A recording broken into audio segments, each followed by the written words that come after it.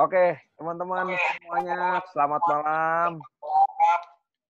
Malam Selamat hari malam. ini, gua senang sekali bisa ngobrol dengan salah satu drummer yang luar biasa, Puji Tuhan, sama-sama bro.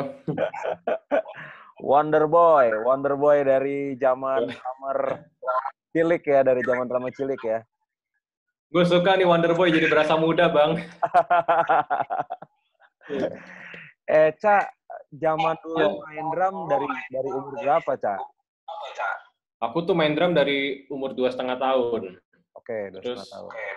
iya pertama kali pelayanan di gereja umur 4. Pertama kali pelayanan di gereja umur 4 tahun. Berarti itu bokap sangat almarhum bokap tuh sangat mempengaruhi lo juga untuk bisa melayani di gereja ya. Ya, puji Tuhan, bokap sama nyokap sih emang. Ya tapi mereka tuh nggak maksa gitu sih bro. Jadi kayak Hmm. apa namanya ya? Ya udah emang pengen gitu ya. Itu anugerah ya, bisa begitu ya. Oke. Jadi memang ini ya, apa namanya, panggilan tersendiri buat Eca ya. Sejak umur 4 tahun ya, Ca ya? Kenapa? Sejak umur 4 tahun Tahun pertama kali di gereja. pertama kali gereja. Itu udah masuk jadwal pelayanan atau memang baru coba-coba main aja masuk dalam tim musik? Itu tuh kayak dulu kan musisi cilik masih jarang ya. Ya, Jadi kita ya. cuma main selagu terus udah gitu-gitu kayak cuman selagu Oh, aja. oke. Tapi untuk ukuran anak usia 4 tahun luar biasa ya keberaniannya pada saat itu. Nah, Ya, setelah puji usia 4 Tuhan. setelah usia 4 tahun itu Eca apa namanya memang udah les, udah kursus atau udah sekolah drum? Aku pertama kali les itu seingatku kalau kata mama umur 5 tahun. Oke, 5 tahun. Iya, jadi itu formal pertama kali itu. Di mana, Cak? Belajar sama siapa dulu gurunya? Dulu tuh namanya ini juga apa namanya Batak juga, Pak Paul Samosir, almarhum udah meninggal juga. Oke. Iya. Beliau tuh pengajar aja bang, kayaknya nggak berkarir yang gimana gitu, tapi ya guru gitu. Hmm. Lama Itu nggak jumpa, pas denger udah puji Tuhan. Iya. sampai usia berapa, Cak, sama Pak Paul Samosir itu? Kalau nggak salah tuh seingatku cuma 3 bulan bang. Habis itu Oke. udah. Terus Oke. habis itu kayak Tuhan taruh visi di hati mama buat bikin sekolah musik gitu. Nah Oh, akhirnya papa bikin sama mama sekolah musik di rumah. Nah aku belajar lagi di situ. luar biasa. Jadi Ya. apa nama sekolahnya Willy Sumantri ya? Willy Sumantri Waktu Music itu School ya? waktu itu mana musik pertama kali. Roti Oh, mana? Roti Iya. Mana. Ya, Mana Music. Mm-mm. Ya. Mm-mm. Oke. Jadi itu pertama kali didirikan itu sekitar tahun berapa tuh, Cak? Berapa tuh bang? 97, 96 lah. Oke, 1996 ya. Ya, Iya. oke. Berarti ketertarikan Eca main drum ini eh udah dari kecil pertama ya. Terus udah gitu umur Dari 4 kecil tahun banget. jadwal pelayanan, maksudnya masuk dalam dunia pelayanan. Nah, sampai Mm. sejauh ini sekarang lo main drum. Kira-kira nih Mm. sebagai anak Tuhan ya, apa yang Mm. membedakan Eca dengan drummer-drummer lain? Dalam arti gini, bukan dari skillnya, tapi kan kalau anak Tuhan kan harus punya integritas ya, Ya. kemudian attitude juga, lalu apa pemikiran-pemikiran yang berbeda. Ini yang lo Ya. ngerasa beda dari teman-teman lo yang lain, yang seangkatan lo, kira-kira apa Mm. yang membuat lo berbeda dari mereka? Ya, sebetulnya gimana Bang ya? Kita tuh antara seneng dan beban kan memanggul status anak Tuhan gitu ya, kayak Mm-mm. seneng lah jadi anak raja gitu, tapi bebannya Mm-mm. orang lihat hidup kita gitu. Nah, Ya, kalau buat aku tuh kayak zaman dulu kita bisa nakut-nakutin orang kayak, wah jangan macam-macam lu sama anak Tuhan gitu kan. Tapi oke. kalau sekarang tuh anak Tuhan tuh jadi klise aja gitu. Yang Hmm. ngaku anak Tuhan dosanya bisa lebih gede dari yang bukan anak Tuhan gitu kan. Hmm. Makanya Hmm.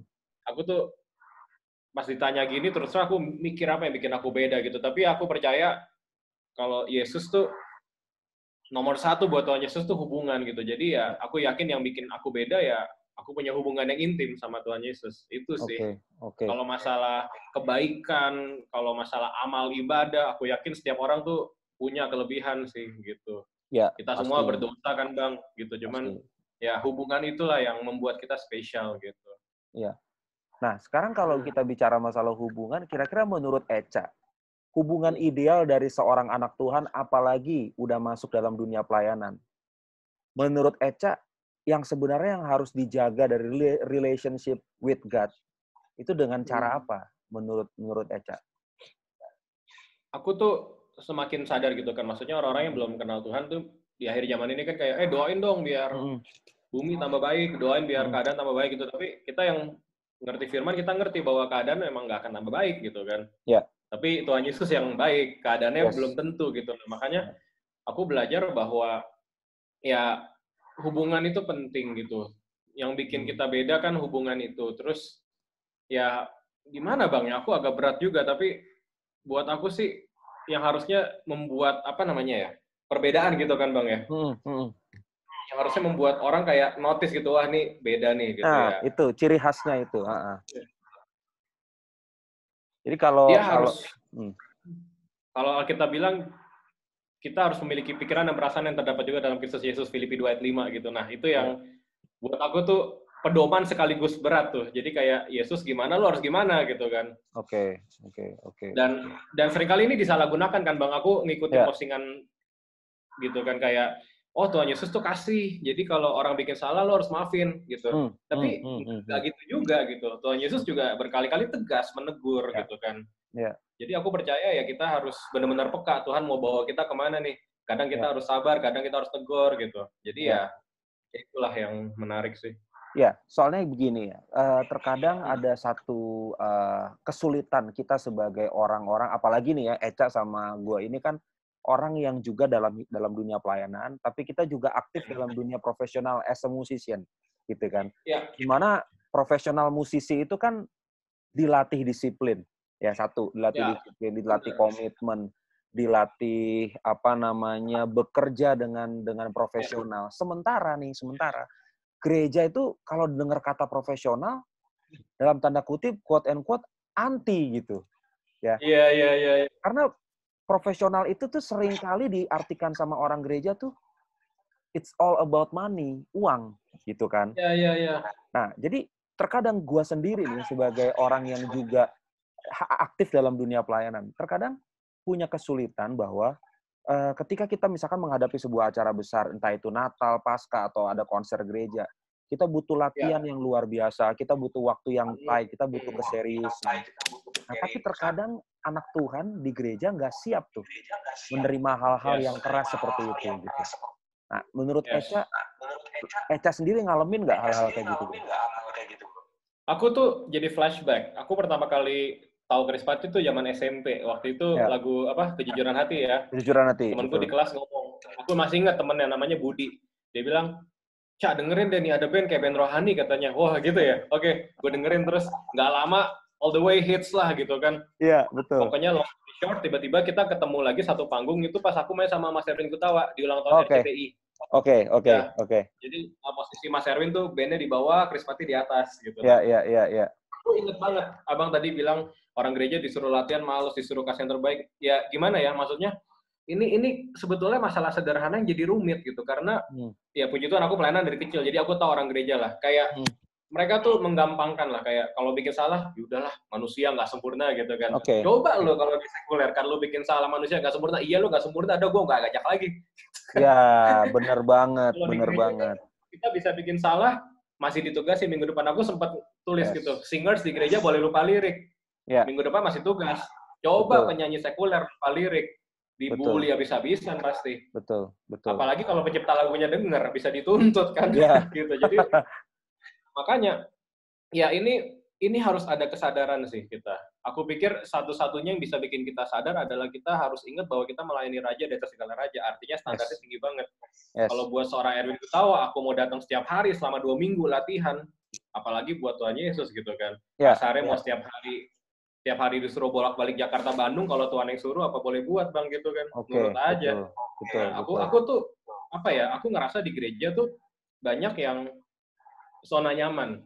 Mereka ngerasa oke, gue nggak profesional. Gue kan band gue nggak kayak yang terkenal. Gue nih sehari-hari masih kerja kantoran, gue ibu rumah tangga. Jadi kalau main musiknya jelek, gue suaranya fals tuh nggak apa-apa gitu. Tapi buat aku gini Bang, ketika kita sudah mengiyakan jadi pelayan Tuhan, kita harus jadi profesional gitu loh. Aku sering bilang bahwa posisi di gereja tuh session player gitu kan. Maksudnya gini deh, kita bahas Chris Patti lagi ya. Chris Patti itu cukup variatif musiknya kan. Ada kadang pop, ada R&B-nya, ada rock-nya gitu. Ada rock-nya, ya. Di gereja kan sebetulnya jauh lebih luas lagi, Bang. Tiba-tiba ada bintang tamu nyanyi dangdut, kita bisa main tempo 50 BPM gitu. Jadi harusnya musisi gereja adalah orang-orang yang excellent, at least yang mau belajar gitu kan. Nah, sayangnya karena mereka pikir di gereja yang penting itu hatinya tuh ya kan. Yang penting gua punya hubungan sama Tuhan, yang penting gua hidup kudus gitu. Ya itu semua nggak kalah penting memang, tapi kasarnya gini teman-teman, percuma hidupnya kudus, percuma nggak mabok, percuma nggak ngerokok, tapi lu mainnya salah-salah gitu kan. Percuma juga. Sebaliknya percuma juga lu jago tapi nggak kudus gitu. Jadi ya kedua sisi ini penting banget sih. Oke. Nah, tadi menarik. Echa bilang ketika kita sudah memutuskan untuk menjadi pelayan Tuhan, di saat itu juga kita harus memutuskan untuk menjadi seorang profesional. Dalam arti gini, komitmen kita diuji di situ, ya kan? Benar. Tindak laku kita diuji. Kemudian hubungan kita sama Tuhan juga diperlukan, karena menurut gua profesional tapi nggak ada urapan juga sama aja gitu kan. Nah, begitu juga sebaliknya, lo diurapi tapi lo juga nggak menghormati teman-teman lo yang lain yang udah datang tepat waktu, yang udah latihan luar biasa, sama aja, nggak ada dampaknya juga. Jadi gue sih sebenarnya pengen banget bahwa gereja ini mengetahui dengan benar gitu bahwa Tuhan itu anak Tuhan ya, orang-orang kita seperti kita ini itu kita diberikan value dan kapasitas yang sangat besar untuk melayani Tuhan gitu. Tapi kita nggak pernah mau pakai itu. Gue pernah cerita gini ya. Jadi satu konser di katakanlah ya sebut aja gereja A gitu ya. Mereka benar-benar difasilitasi dengan alat yang luar biasa gitu. Tapi orang yang pakai alatnya nggak mau belajar gitu. Kemudian jadi soundman juga bukan soundman yang benar-benar megang sound. Tapi sebenarnya mereka tuh ada SDM-nya, tapi mereka nggak mau belajar. Ketika ditegur menjelang ibadah atau apapun yang dilakukan, tersinggung. Besok nggak mau pelayanan lagi, ya kan? Besok nggak mau pelayanan lagi, nggak mau kenal sama tim musik lagi. Jadi menurut Echa nih ya, kira-kira nih kalau misalkan apa sih cara yang formula yang menurut lo paling tepat supaya kita bisa menularkan ini ke gereja? Karena gereja-gereja sekarang itu buat gua secara pribadi itu banyak bapernya gitu daripada bersedia untuk ditegur. Itu formula yang paling tepat menurut lu untuk kita ajarin ke mereka tuh seperti apa sistemnya? Baper tuh karena ngerasa dibutuhin ya Bang ya. Jadi kayak lihat lu, gua nggak ada, kebaktian lu nggak seru, ibadah lu nggak asik gitu kan. Selama ini saya yang mendanai gereja ini, kalau saya cabut selesai pada Anda gitu. Jadi roh-roh kesombongan yang udah ada dari perjanjian lama nih ternyata di akhir zaman nih masih ada gitu ya. Jadi kayak orang-orang yang ngerasa dibutuhkan gitu. Yes. Aku tuh selalu ingat Kak Mayoni Putih, salah satu seniorku, dia bilang jangan merasa inti jadi orang. Jangan merasa inti gitu. Jadi jangan merasa inti. Aku belajar bener ya, kita tuh di mata Tuhan, maksudnya di luar gereja kita boleh punya prestasi lah gitu. Aku sebagai drummer, puji Tuhan, Abang pencipta lagu, sebagai komposer gitu. Tapi ketika kita masuk gereja ya udah hamba semua gitu kan. Sama aja gitu. Nah, seandainya kita bisa menerapkan pemikiran itu dengan benar gitu, wah pasti ekosistem dan sistem musik di gereja itu akan membaik sih. Karena kita benar-benar mau satu hati, mau satu visi gitu kan. Betul. Selama ini yang bikin ada masalah ya orang-orang yang ngerasa lebih gitu. Jadi kayak, ayo dong, gue udah bayar harga nih. Gue dari kantor gue berjam-jam ke gereja. Gue anak istri gue nungguin di rumah nih gitu.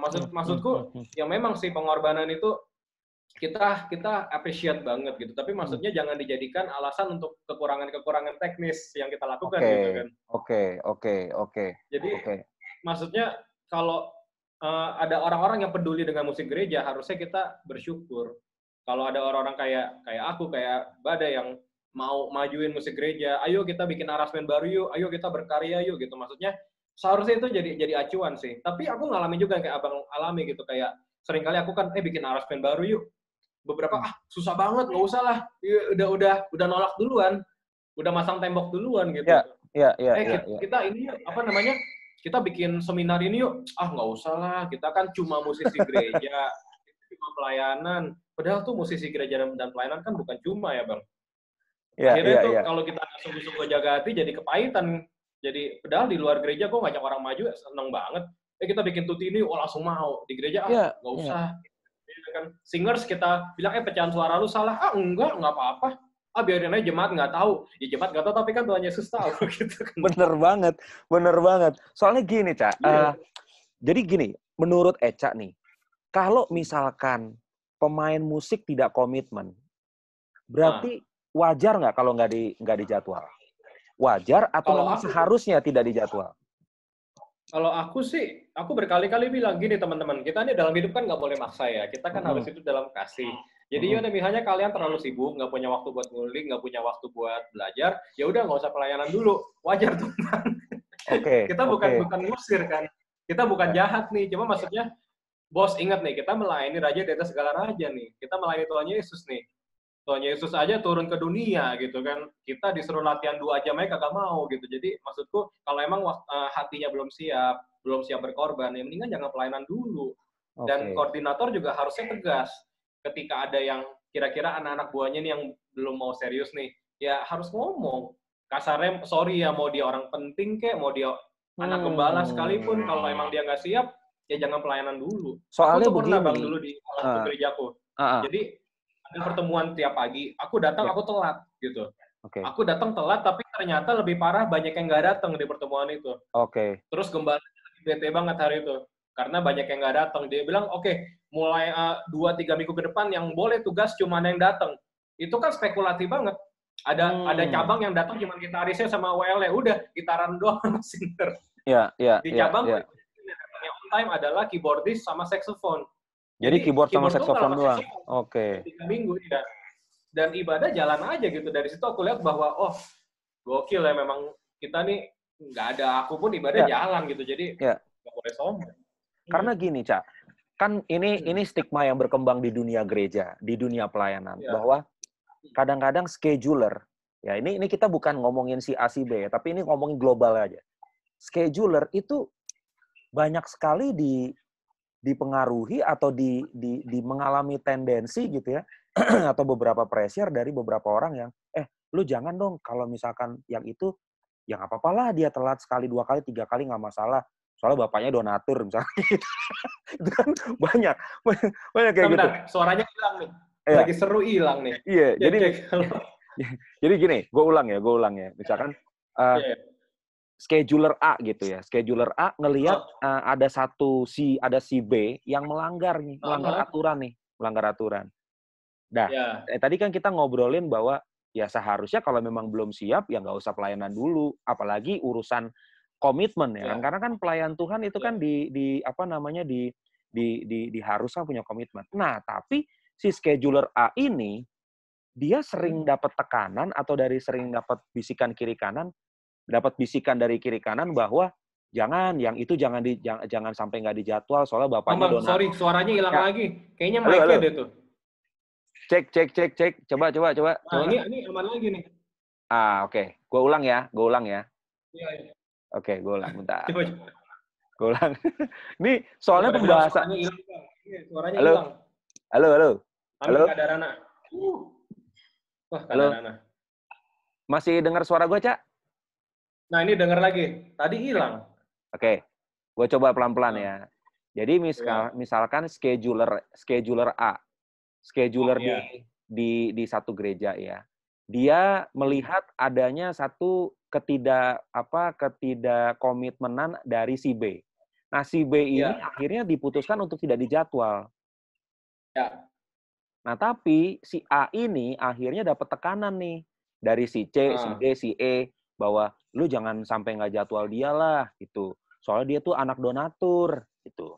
Misalkan nih gereja rame gara-gara bapaknya nih kayak gitu. Ini umum banget loh, Cak. Kita nggak ngomongin salah satu. Ini umum banget loh. Nah, ini gimana gitu kan? Karena kita ini kan mau mendisiplinkan diri, mau mendisiplinkan juga pelayan Tuhan. Tapi seringkali yang kayak gitu-gitu tuh muncul. Nah, itu menurut Eca kayak gimana? Ya, apa ya?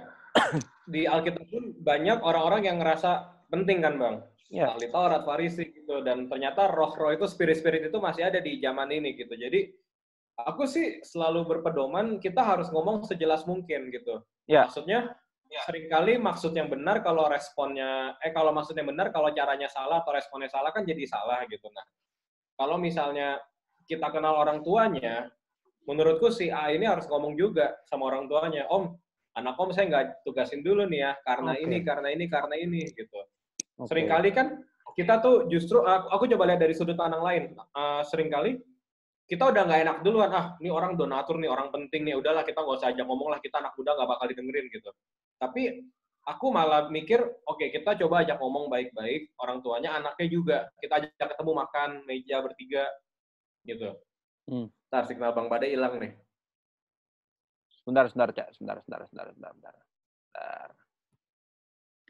Oke, sebentar. Oke. Nah, balik lagi. Ya, siap. Hilang lagi. Wah, hilang lagi. Sebentar. Sabar ya, teman-teman. Ini soalnya di depan, di rumah gue hujan gede banget. Di rumah Eca hujan masih connect, tapi di IG hilang nih. Aduh, oke. Nah, balik. Aman. Siap. Ya, jadi tadi harus itu ajak ngomong orang tuanya juga, Bang. Ajak ngomong juga. Oke. Orang-orang yang berkepentingan, kalau perlu ajak ngomong keluarganya gitu. Kita melakukan ini ada buktinya gitu, dan teman-teman yang nggak diskors juga harus membuktikan gitu bahwa oke, hidup gue bener nih, gue datang on time, gue main bener gitu. Ya, that kind of attitude yang kita perluin sih. Ya, itu bagus banget. Itu gue setuju banget. Cuma masalahnya yang terjadi itu adalah ada stigma yang bilang anak-anak Tuhan yang radikal, yang vokal, apalagi orang-orang yang mengatakan ini nggak boleh, ini salah, ini nggak maksudnya nggak sesuai dengan apa yang Tuhan mau, nggak asik. Ini nggak rohani nih orang-orang kayak begini gitu. Nggak rohani nih gitu. Maksudnya orang-orang yang kayak gini nih orang-orang yang terlalu vokal nih orang-orang yang nggak rohani. Jadi kadang-kadang itu yang menjadi satu gap di gereja sekarang. Iya, benar. Ya kan? Satu gap di gereja sekarang. Jadi gua tuh sampai mikir begini ya, apa sih yang kurangnya dari gereja Tuhan ini? Fasilitas dikasih, jadi anak raja, bisa memuji dan menyembah Tuhan meskipun dengan keterbatasan dan segala macamnya, tapi kita tetap bisa bebas berekspresi. Tapi coba lihat ya, ini kita masuk dalam industri musik. Saking terlalu gedenya zona nyamannya gereja, makin sedikit anak Tuhan yang bisa kreatif. Makin sedikit. Bener nggak? Ya. Makin sedikit. Ini gue 7 tahun jadi Dewan Kategorisasi AMI. Itu sedikit sekali entry musik gereja atau lagu-lagu gereja atau kreativitas anak-anak gereja yang didaftarkan di Anugerah Musik Indonesia. Gitu. Karena gue jadi melihat bahwa ini kemana sih musik gospel Indonesia ini gitu kan? Apa nggak ada lagi selain symphony worship, selain Giving My Best, selain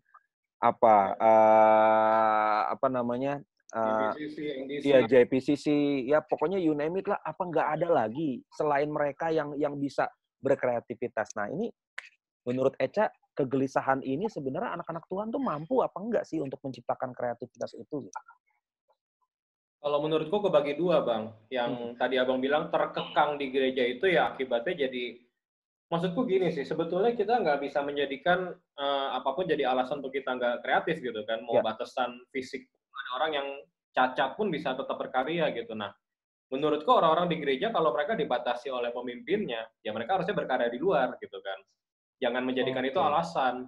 Jangan menjadikan, gue dibatasi pemimpin gue, yaudah gue males ya itu kan dosa juga, bilang aja lu males gitu. Nah, menurutku kebagi akhirnya orang-orang yang terkekang ini jadi nggak ngapa-ngapain, sedangkan orang-orang yang tanda kutip anak-anak gereja yang pengen berkarya akhirnya meninggalkan gereja dan berkarya di luar gitu. Sebetulnya kalau kita liatin produksi-produksi musik yang non rohani itu kan banyak sekali anak-anak gereja yang ada di situ gitu, Bang. Aku nggak perlu sebut nama lah, banyak banget gitu. Banyak banget, betul. Aku sendiri puji Tuhan bantu Mas Yofi banyak juga. Kita juga sempat rekaman buat Delon kan, Negeri Diawan gitu kan. Betul, Negeri Diawan, betul. Banyak anak-anak gereja yang di situ, tapi aku ngerti maksud Abang yang bener-bener dari gereja gitu kan. Nah, aku banyak cerita nih, Bang. Beberapa gembala tuh kayak bilang, kita visi misinya nggak ke situ, kita memang nggak mau bikin album gitu. Akhirnya anak-anaknya mungkin udah lemah duluan. Nah, sebaliknya tadi nama-nama kita sebut itu tuh, bersyukur banget tuh, karena gembala sidangnya support mereka, Simfoni gitu, Om Johan Handoyo, itu orang-orang yang memang ngerti musik juga, cinta Tuhan juga, jadi wah, disupport banget. Nah, nggak semua gereja punya punya fasilitas ini gitu kan. Tapi aku cuma mau encourage teman-teman untuk tetap berkarya gitu, karena banyak juga kok musisi-musisi yang berkarya di luar gedung gereja mereka gitu, nggak bawa nama gereja gitu. Kayak aku kenal ada Ko Jason Irwan yang bikin lagu Bapak Sentuh Hatiku, dia kan berkarya nggak atas nama gereja gitu. Malah sebaiknya lagu-lagu dia dimainin banyak gereja. Jadi ya abang sendiri kan bikin lagu rohani buat Mike almarhum, itu kan nggak dari sebuah denominasi apapun gitu kan. Jadi ya maksudku as long as kalian punya talenta, punya karunia, ya berkarya aja. Kalau gereja membatasi, ya silakan berkarya di luar, jangan jadi alasan gitu. Oke. Soalnya kan saking sedikitnya anak-anak Tuhan yang mulai untuk berkarya, berkreativitas, itu akhirnya jadi terkesan gini loh. Oh, ini sekarang musik gereja tuh jadi terpisah-pisah ya, maksudnya. Bang, suaranya hilang lagi, Bang. Halo? Kayaknya mic ya. Mic dari mana ya? Ini mic. Tapi di Zoom kedengeran nggak? Mic ini mic ear. Nah. Di Zoom. Netizen galak-galak nih, kalau hilang dikritik nih. Hilang bang. Aduh. Tapi di Zoom kedengeran nggak suara gue? Aman. Kedengeran ya? Berarti di live IG-nya nih berarti. Halo teman-teman semua yang masih standby. Oke, masih bisa dengar? Aman. Aman ya? Oke, gue coba ulang pertanyaannya ya. Nah, tadi kan Echa bilang tidak semua gereja yang gembalanya mensupport pelayanan musik. Sementara ada beberapa gereja yang ngomong bahwa DNA orang Kristen adalah pujian dan penyembahan. Nah, iya kan? Nah, kalau yang namanya DNA berarti kan itu nempel di badan, di jiwa, di nyawa, ya. Itu kan harusnya menjadi satu kebutuhan primer bagi anak-anak Tuhan.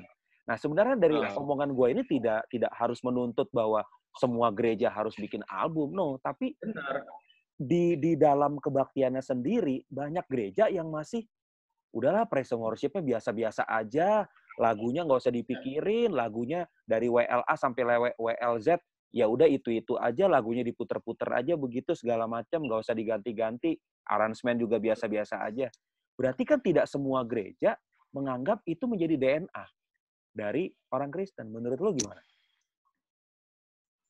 Bentar, hilang lagi. Cek. Halo? Cek. Nah, halo. Ini aman. Nah, pertanyaan terakhir apa, Bang? Pertanyaan terakhir, berarti tidak semua gereja menganggap DNA pujian dan penyembahan itu wajib dijalankan dong. Menurut lo gimana? Tidak semua gereja tidak semua gereja menganggap bahwa DNA pujian dan penyembahan itu adalah DNA orang Kristen, karena banyak banget gereja yang tidak mengutamakan itu.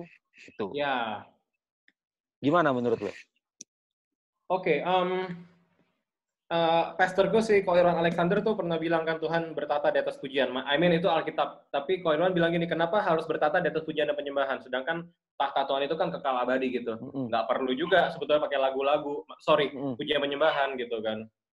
Nggak perlu juga. Tapi kenapa Tuhan bertata di atas pujian penyembahan? Artinya jelas Tuhan menyukai pujian penyembahan gitu. Dan musik kan sebetulnya bukan pujian penyembahan itu sendiri. Musik hanyalah kendaraan menuju ke sana, Bang. Kita bisa nyembah Tuhan tanpa musik gitu, tanpa lagu. Tapi jelas musik adalah media. Buat aku salah satu media, bahkan mungkin yang terbaik untuk menyembah Tuhan. That's why di surga penuh dengan nyanyian gitu kan. Dan kita kan harus menjalani hidup di bumi ini seperti di surga. Jadi kalau ada gereja yang masih nganggap kayak gitu sih, terus terang aku kurang paham, Bang. Dasar ayatnya di mana gitu kan. Oke. Sedangkan Alkitab berkali-kali mencatat gitu. Ketika Tuhan Yesus hadir, orang bernyanyi, Rasul Paulus, Silas, not to mention Daud, habis ketika Saul kemasukan roh jahat, kenapa harus Tuhan suruh Daud main kecapi, Bang? Kayak iseng banget gitu ya. Iya, betul. Kenapa nggak disuruh aja bernubuat atau ditengking gitu kan, tapi main kecapi, Bos, gitu. Jadi artinya aku yakin musik itu spesial. Om Chris Manusama bilang Tuhan itu suka musik gitu. Jadi ya kalau ada gereja yang memandang sebelah mata musik, aku rasa mereka belum mengenal hati Bapa dengan benar, Bang. Mereka kurang mempelajari apa yang ada di Alkitab gitu. Atau menurut mereka, yang penting ada musiknya, kualitasnya kan nggak bisa bagus-bagus banget. Ya kita emang nggak fokus di situ. Maksudku gini, kualitas khotbah harus bagus, ya musik juga harus bagus gitu, Bang. Karena kan satu paket, ya nggak? Ibadah kan satu kesatuan. Masa mau musiknya jelek, khotbahnya bagus? Soalnya aku sempat berjemaat di sebuah gereja yang pendetanya tuh kalau khotbah asik banget. Aku nggak akan sebut deh. Jadi banyak jemaat yang datang menjelang khotbah, musiknya nggak terlalu bagus. Jadi pas musiknya jelek, pas khotbah baru rame datang. Jadi tujuan mereka datang mau dengar firman aja, tapi nggak mau ngikutin praise and worship-nya gitu maksudnya. Kenapa?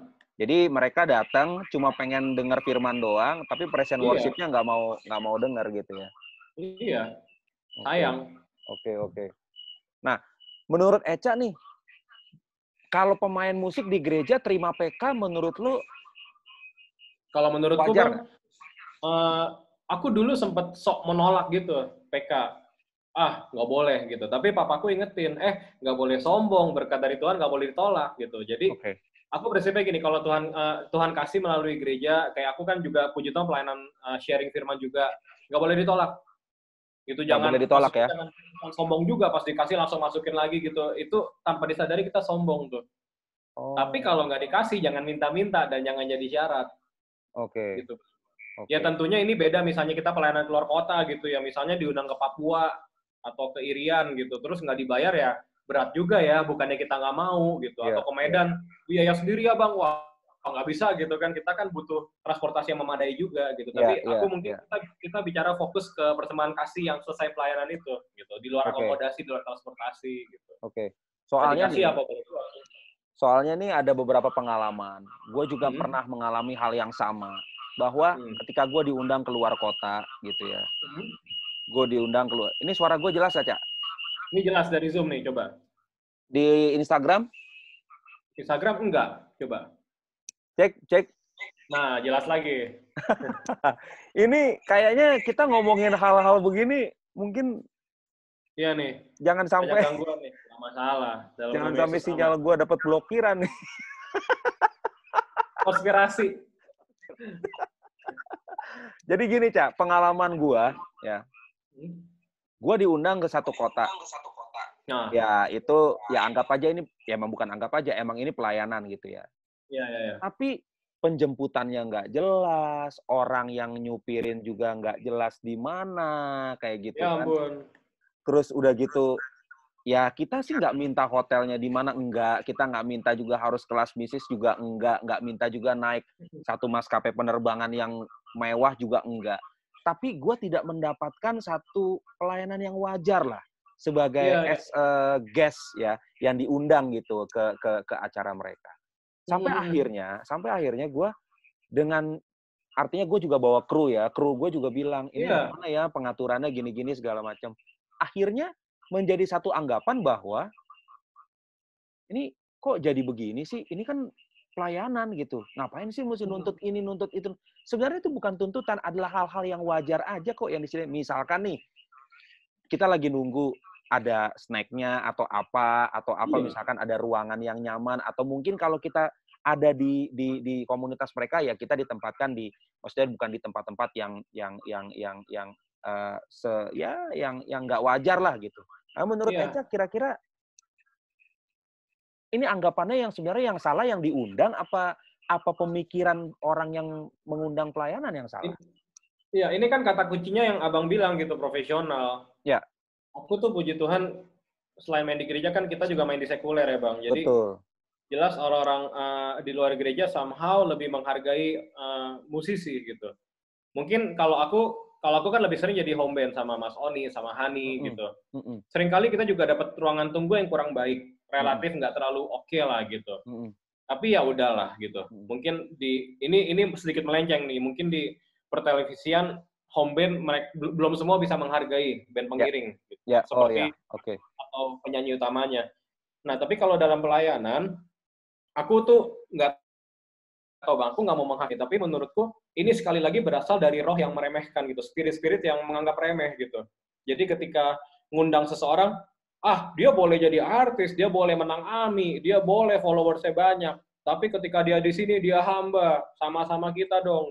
Duduk, ngedeprok sama-sama. Nggak perlu ruang tunggu. Minum juga sama-sama aja. WC gabung sama jemaat. Misalnya gitu, Bang. Terus pas lagi kita ke WC, diajak foto sama jemaat. Jadi ricu suasana gitu kan. Mereka kan nggak pikir sejauh itu. Aku tuh berkali-kali kalau diundang pelayanan, aku nggak pernah, kayak Mariah Carey, konon katanya minta karpet merah gitu kan, Bang. Kita kan, aku tuh wajar, aku cuma minta air mineral yang mereknya aku biasa minum. Ya. Aku nggak minta snack, aku nggak minta apa-apa. Aku minta mineral, aku minta ruang tunggu. Karena mungkin aku dari luar kota atau dari kerjaan sebelumnya capek, jadi pengen istirahat bentar. Ya. Tapi seringkali kayak gini-gini kan nggak diperhatiin. Tiba-tiba pas kita nyampe, Bang, langsung maju aja ke depan gitu. Aduh, belum ke WC, muka masih agak kucel, belum cuci muka, langsung disuruh maju. Kadang duduk sebelah jemaat, diajak-ajak ngobrol. Jadi bukannya kita sombong sih, jadi nggak nyaman gitu. Jadi menurutku teman-teman yang mau ngundang, kalau memang belum siap mengundang, pertama jangan ngundang. Kedua, aku juga pengen nih ada kesatuan dan kesepakatan hati dengan sesama musisi ataupun hamba Tuhan yang diundang.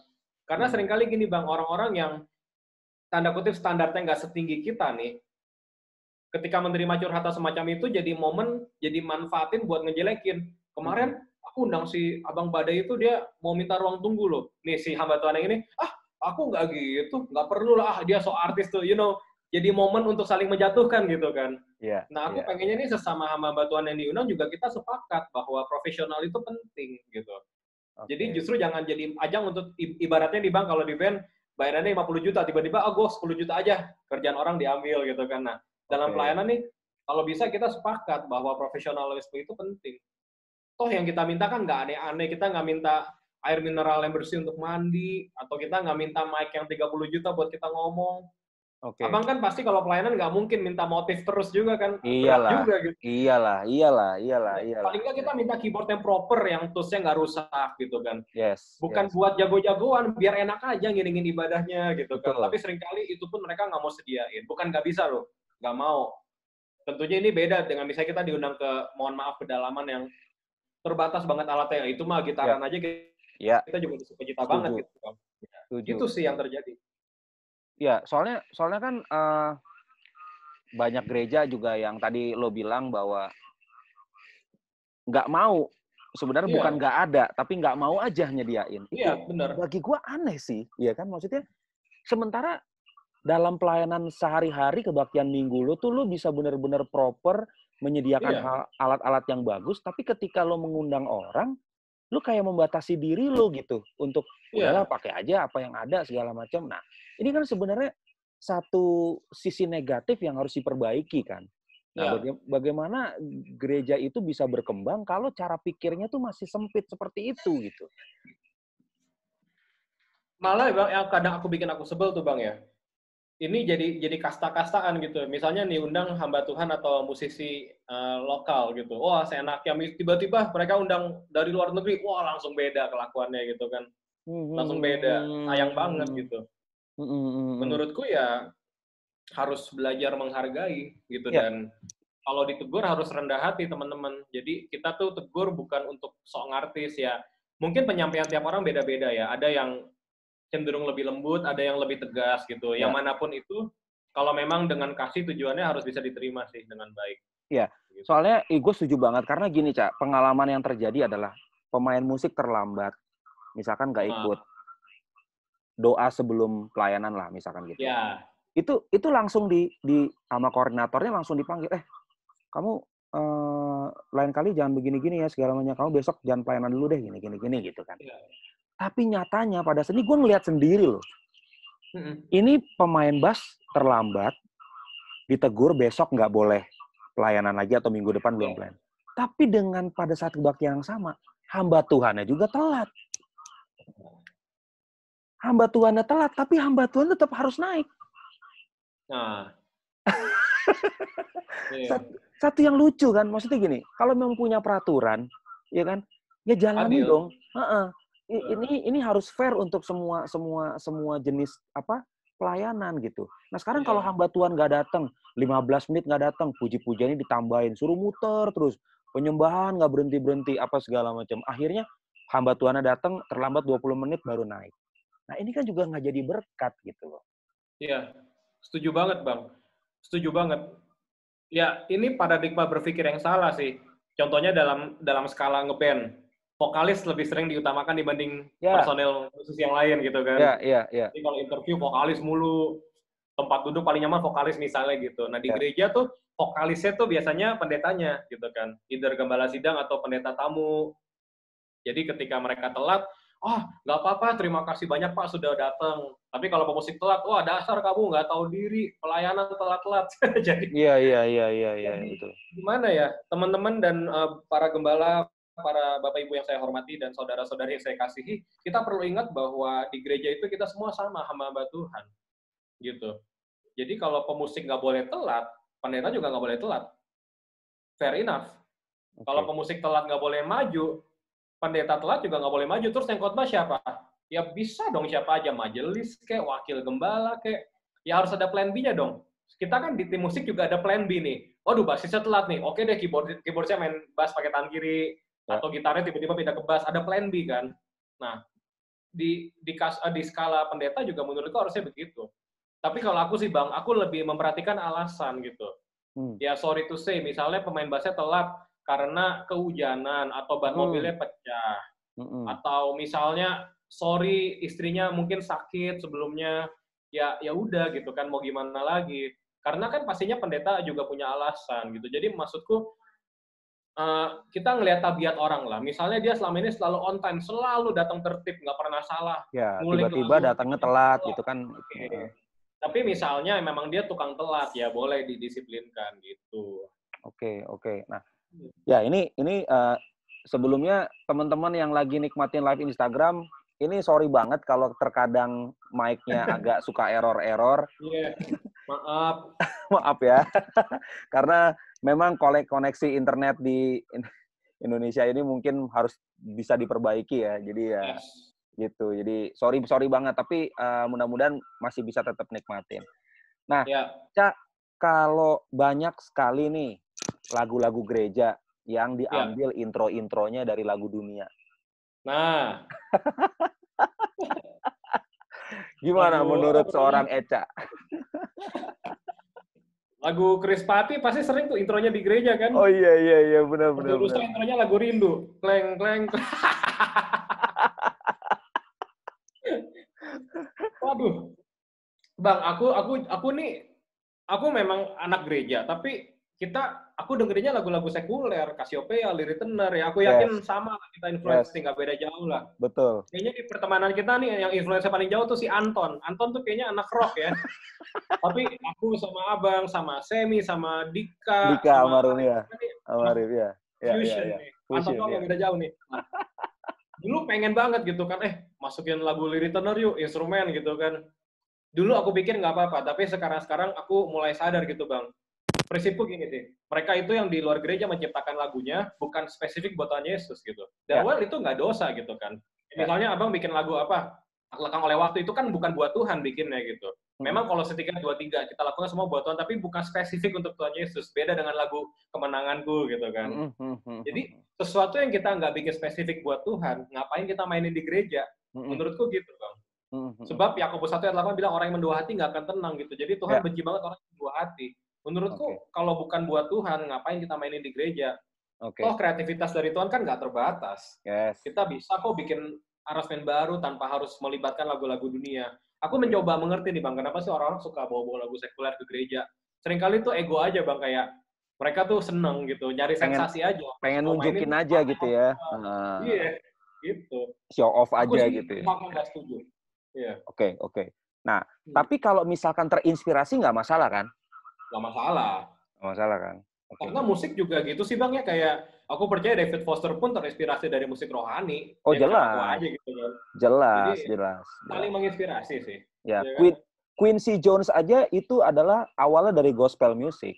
Iya, dia dari gospel ya. Dari gospel music, Quincy Betul. Jones. U2 Iya. juga tadinya adalah anak-anak gereja.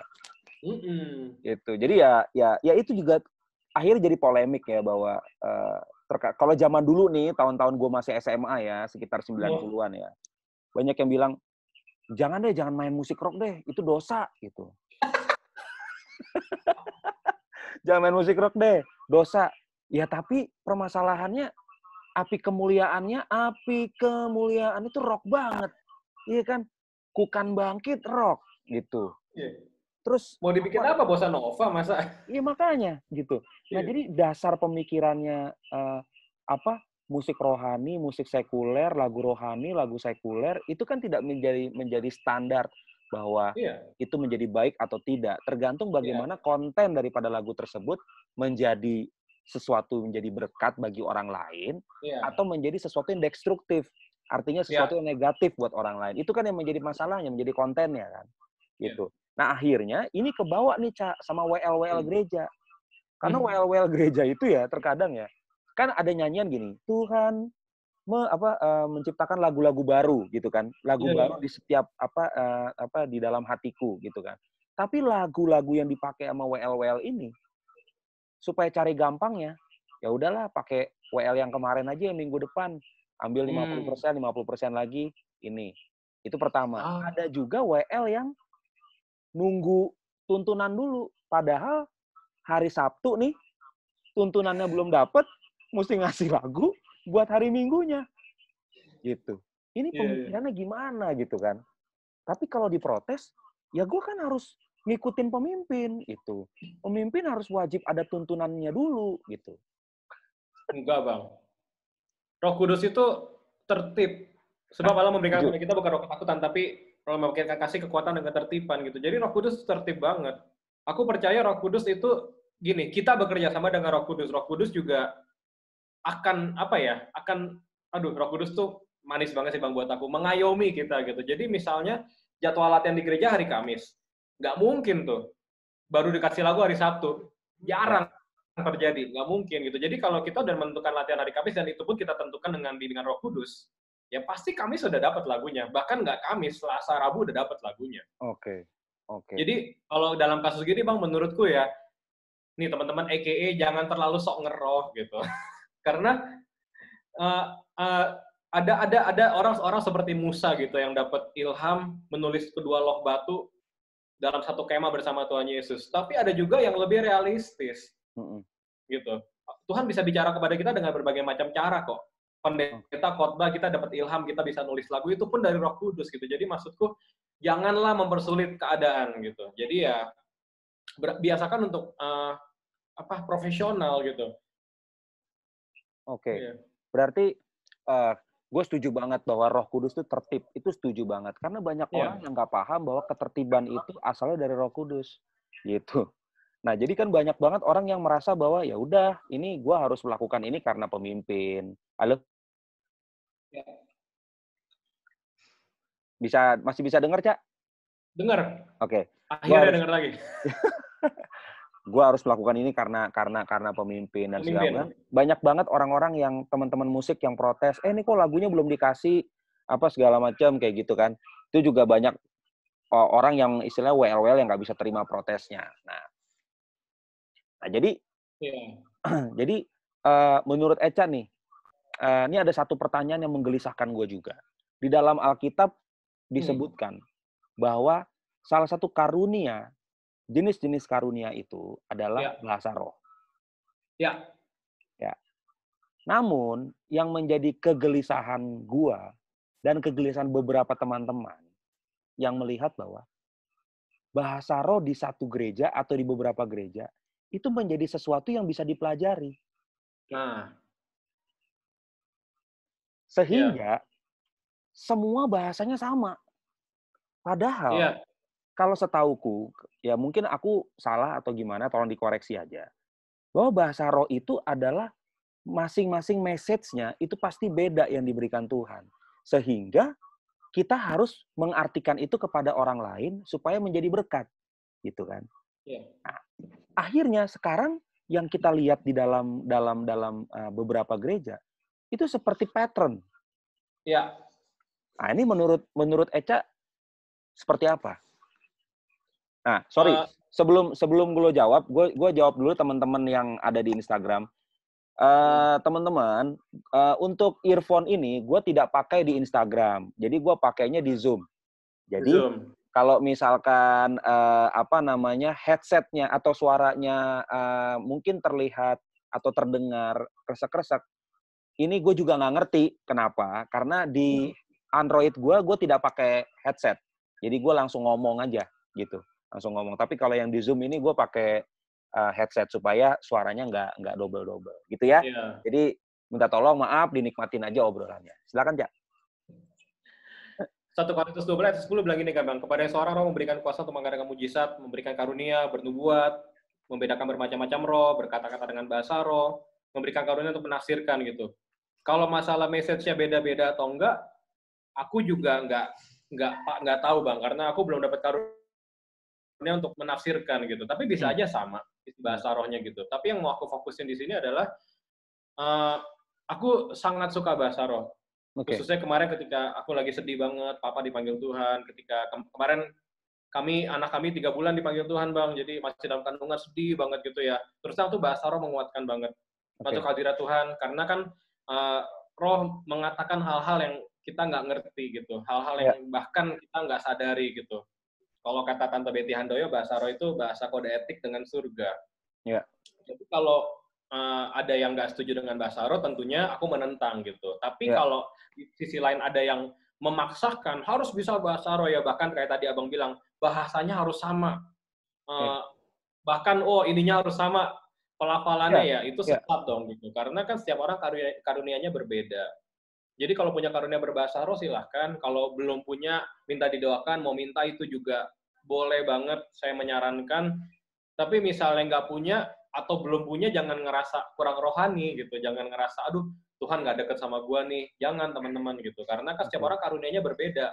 Dari tadi kita bahas pemusik, ingat loh bermusik itu juga karunia gitu kan, bikin lagu itu karunia, dan to be honest Bang, itu nggak lebih kecil dari berbahasa roh gitu. Kamu punya karunia bermain musik, ketika kamu main urapan Tuhan nyata, itu karunia gitu. Karunia bermain musik itu nggak lebih kecil daripada karunia kita khotbah ya kan Bang? Betul. Nggak daripada pendeta yang tumpang tangan dan orang sembuh, itu nggak lebih kecil gitu. Bisa main drum dan mengiringi ibadah dengan baik, itu karunia dari Tuhan, itu nggak lebih kecil daripada mujizat kesembuhan. Masing-masing punya porsinya, aku yakin Bang. Oke. Nah ini jelas banget bahwa karena ada beberapa gereja yang mensyaratkan kan, kalau mau pelayanan harus ada dikaruniakan bahasa roh dulu. Tapi ternyata ada beberapa musisi yang audisi, dia belum bisa bahasa roh, naik-naik pelayanan juga. Jadi nggak konsisten kan, Bang? Jadi nggak konsisten. Nah, wah ini seru banget, Cak. Jadi untuk menyimpulkan yang terakhir nih, tolong kasih dari Eca, kira-kira encourage apa yang lo bisa kasih ke teman-teman yang melayani Tuhan di gereja, menjadikan mereka motivasi supaya mereka benar-benar fokus konsisten untuk melayani Tuhan. Silakan, Cak.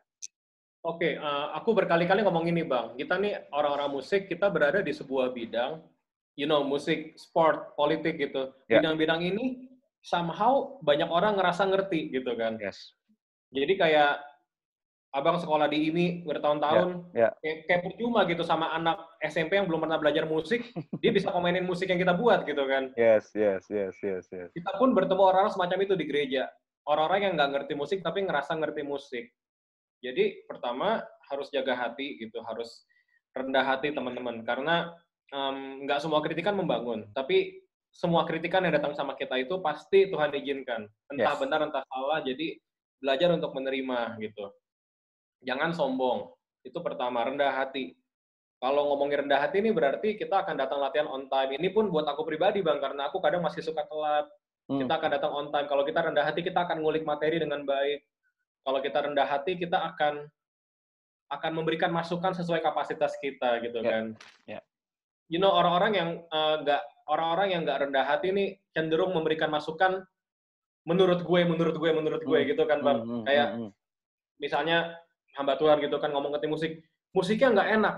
Nah, tim musik berhak nanya kan, oke Pak, nggak enaknya di mana? Nggak tahu lah, menurut saya nggak enak. Itu kan bukan kritik tuh, itu pendapat pribadi gitu kan, nggak berdasar gitu. Jadi masukan kedua untuk teman-teman musik dan mungkin hamba-hamba Tuhan yang lagi menyaksikan atau akan menyaksikan video ini, bicara sesuai kapasitas, bertindak sesuai kapasitas. Nggak perlu so jago gitu. Misalnya kita lihat orang yang kemampuannya di 10, kita masih di 5, kita belajar sama dia. Bukan berarti kita mencoba menjatuhkan dia gitu. Dan ketiga, harus punya jiwa yang mau maju. Harus punya prinsip yang gua mau maju nih pokoknya. misalnya kita ketemu orang-orang profesional di gereja, wah kita excited, oke, gue bisa belajar apa ya? Kita berkarya yuk, kita bikin lagu, kita bikin single. You know, kita bikin video cover, tapi izin dulu sama pencipta lagunya yang bagus. Karena aku percaya Instagramnya anak-anak Tuhan tuh Bang, harusnya tuh isinya bermanfaat. Oh iya, isinya pastinya. Cuma komenin orang, bukan cuma nyinyirin orang. Tapi ayo dong, lu berkarya dong, tunjukkan dong. Bapak di surga tuh karyanya besar loh. Semesta ini kan karya Tuhan. Benar Kalian banget. juga dong kalau punya bakat nyanyi yang benar, bikin cover yang bagus, bikin lagu, kolaborasi gitu kan. Betul. Jadi anak-anak Tuhan nih harus bikin bangga Tuhannya. Wah, luar biasa. Eca, terima kasih banyak untuk ngobrol kita malam ini. Teman-teman yang di live Instagram, terima kasih yang udah menikmati obrolan kita meskipun juga terbatas. Terima kasih banget. Dan apa namanya, gua berdoa nanti buat Eca untuk semua yang lo kerjain dalam nama Yesus berhasil. Sehat-sehat buat istri dan keluarga semua. Ya. Terima kasih, Ca. Sampai ketemu lagi di nanti apa yang interview nih? Siap, Ca. Siap. Thank you ya, Ca. God bless ya semuanya ya. Teman-teman semua. God bless you. Thank you.